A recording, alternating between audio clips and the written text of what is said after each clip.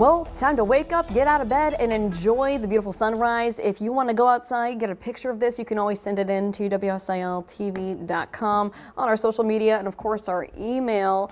Don't forget about that option as well. So taking a look across the region, a beautiful sunrise over across Carbondale, Sparta, Mount Vernon. I think Mount Vernon is taking away the picturesque win for the day. Seeing those vivid, beautiful colors. We're talking about those dark orange hues and some pinks in there as well. But something else that's pleasant is our temperatures. When you step outside, Mount Vernon into those lower 40s, not doing too bad. Fredericktown now rising a few degrees into those lower 40s along with Mount Vernon.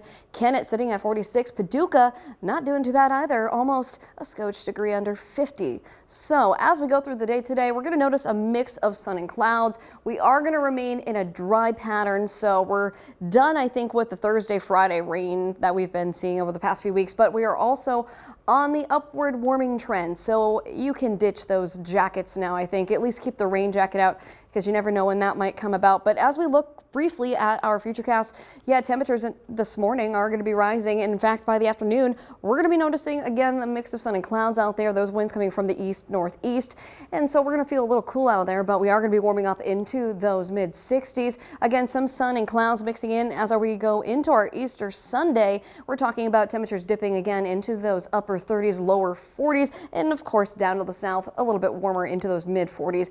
Those clouds continuing to filter in, not going to be as heavy as what they are today, but we are going to be rising a little bit more into those mid and upper 60s as we go into our Sunday. But today, let's take a recap. This is exactly what you're going to be expecting today. As we go through the morning, it'll take a little bit there to get out of our partly cloudy skies. We'll notice some clearing out, those winds coming from the east, 14 miles per hour there as we go into the afternoon, warming up even more as we go into the later half of the afternoon into those mid and upper 60s. Now tonight, it's going to be perfect stealth weather for the bunny to be planting all those eggs for you to go and find. So here we are looking at a mostly cloudy sky tonight, and we are going to be noticing those temperatures going pretty comfortably into those lower 40s by the early morning hours. So this is where I'd say heads up. If you are going out to Bald Knob Cross tomorrow, well, that event is going to be beautiful and picturesque. I showed you that view from Mount Vernon, probably the same view that you're going to be seeing tomorrow morning. So get the cameras out as well. We are going to be a little cool there. Some of us might be still holding on to those upper 30s by that point, but